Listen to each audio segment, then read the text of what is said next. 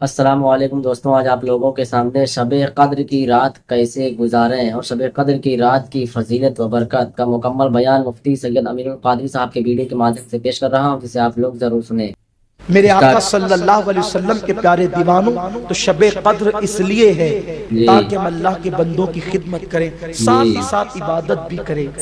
اور آپ نے سنا کہ شب قدر میں اگر کوئی اتنی بھی عبادت کر لے کہ جتنی دیر بکری کا دودھ دویا جاتا ہے تو اللہ اس کی بھی مغفرت فرماتا ہے۔ سبحان اللہ، سبحان اللہ۔ بلکہ جو عشاء کی نماز با جماعت پڑھ لے اور فجر کی نماز با جماعت پڑھ لے، اللہ تبارک و تعالیٰ اس کو بھی پوری رات عبادت کرنے کا ثواب عطا فرماتا ہے۔ اور کتنا ثواب عطا فرماتا ہے، 1000 مہینے سے بہتر ثواب عطا فرماتا ہے۔ لیکن یاد رکھو، اپنی گفتگو ختم کرتے ہوئے عرض کروں، شب قدر میں سب سے بڑی عبادت اللہ کی مخلوق کی خدمت کے بعد یہ ہے کہ رب کی بارگاہ میں اپنے گناہوں سے توبہ کی جائے، اللہ کی بارگاہ میں معافی طلب کی جائے، کیونکہ مغفرت بڑی چیز ہے۔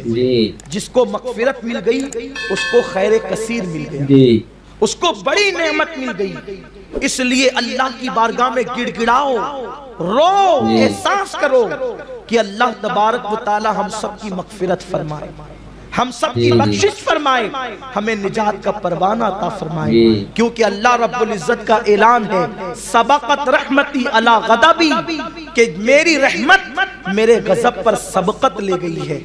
اللہ رب العزت کی بارگاہ میں جب بندہ معافی طلب کرتا ہے تو اللہ اس کو صرف معافی نہیں کرتا، بلکہ اللہ رب العزت اس کے گناہوں کو بھی نیکیوں میں تبدیل فرما دیتا ہے۔ اما جان عائشہ صدیقہ نے پوچھا تھا، یا رسول اللہ، اگر مجھے شب قدر مل جائے تو میں کون سی عبادت کروں، کیا کروں؟ تو میرے آقا نے فرمایا تھا، اگر تجھے شب قدر مل جائے عائشہ تو اس رات کو اللہ کی بارگاہ میں اپنے لیے مغفرت طلب کرنا۔ اللہم انکا عفو تحب العفو فاعف عنی، یہ دعا کرنا ترمذی شریف کی حدیث ہے۔ تو اللہ کی بارگاہ میں مغفرت طلب کرو، بخشش مانگو، مغفرت مانگو، گناہوں سے توبہ کرو، یہ شب قدر کا ایک عظیم تحفہ ہے۔ لیکن یاد رکھیں، ہمارا حال تو یہ ہے کہ لوگ شب قدر کے اندر یا تو سونے میں گزار دیتے ہیں، یا لہو و لعب میں گزار دیتے ہیں، یا عبادت سے دوری میں گزار دیتے ہیں، کچھ لوگ تو بیٹھے بیٹھے گزار دیتے ہیں۔ ایسا نہ کریں، شب قدر کا خاص خیال کریں، اور شب قدر میں کلمہ شریف کا ورد کریں، لا الہ الا اللہ کثرت سے پڑھیں، لا حول ولا قوت الا باللہ کریں۔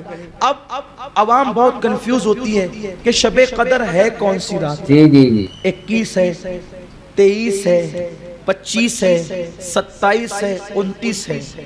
اتنی آسان ہے شب قدر، اتنی آسان ہے کہ انشاءاللہ اگر آپ توجہ کریں گے تو آپ کو شب قدر کا پتہ مل جائے گا۔ کسی نے کہا 21 ہوتی ہے، کسی نے کہا 23 ہوتی ہے، کسی نے کہا 25 ہوتی ہے، کسی نے کہا 27 ہوتی ہے، کسی نے کہا 29 ہوتی ہے۔ اقوال جتنے بڑھتے جاتے ہیں لوگوں کا کنفیوژن اتنا بڑھتا جاتا ہے۔ لیکن آئیے، میرے آقا سرکار غوث الاعظم دستگیر نے جو بتایا شب قدر، میں وہ آپ کو بتا دوں۔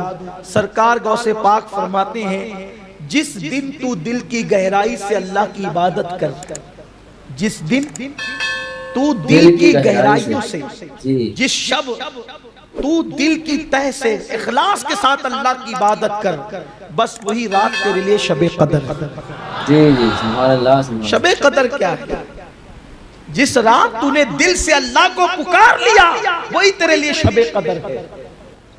باقی عوام کو اور معاملات میں الجھنے کی ضرورت نہیں، لوگ اتنا الجھا رہے ہیں کہ یہ ہے، یہ ہے، یہ ہے، سارے اقوال اپنی جگہ ہے۔ ارے شب قدر میں بھی دل غافل ہے تو کیا شب قدر ملی؟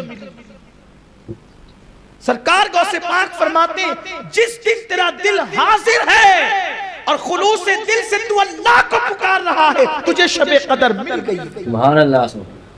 اس لیے کہ جس دن تو اللہ کو پکارتا ہے دل کی گہرائیوں سے، پھر اللہ تجھے 3 مرتبہ، ایک مرتبہ تو پکارتا ہے، 3 مرتبہ اللہ تیری پکار پہ لبیک کہتا ہے۔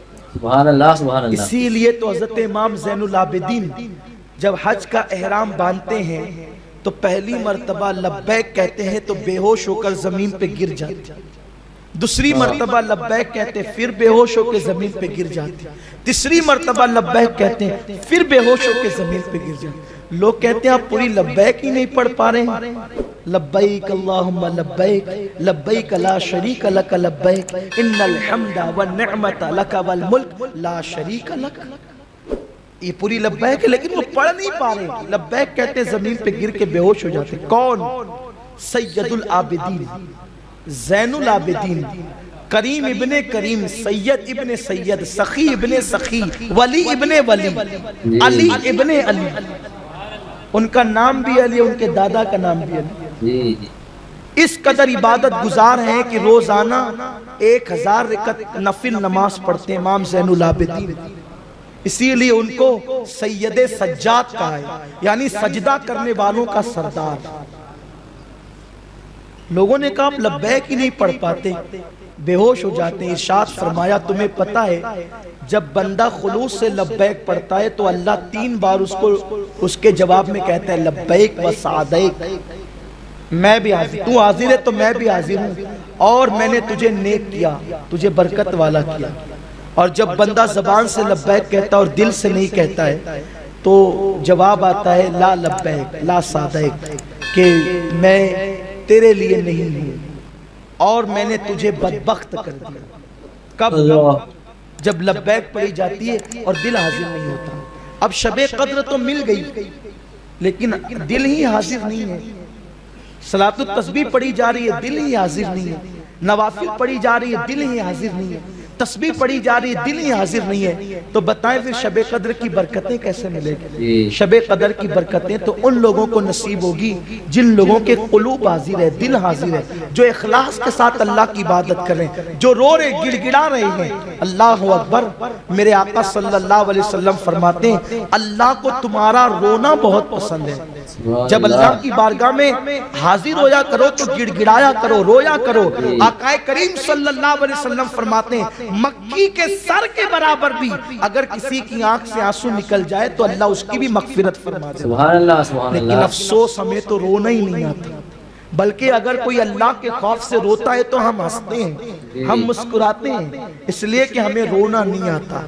دوست تو اگر ناراض ہو جائے تو ہم روتے ہیں، بھائی اگر روٹ جائے تو ہم روتے ہیں، گھر سے نکال دیا جائے تو روتے ہیں، بچہ مر جائے تو روتے ہیں، کاروبار میں نقصان ہو جائے تو روتے ہیں، لیکن ہم اللہ کے لیے نہیں روتے۔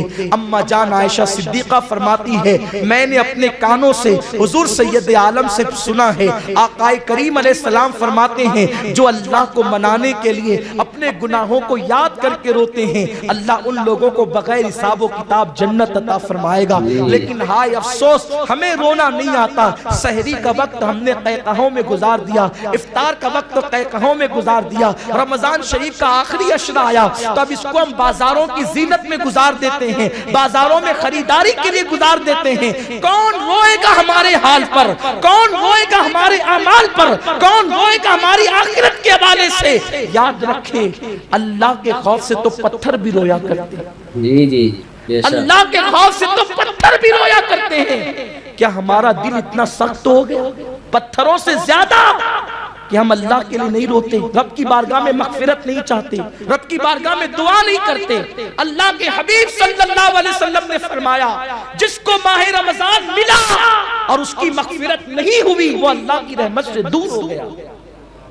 ماہ رمضان تو مل گیا، کیا مغفرت بھی مل گئی؟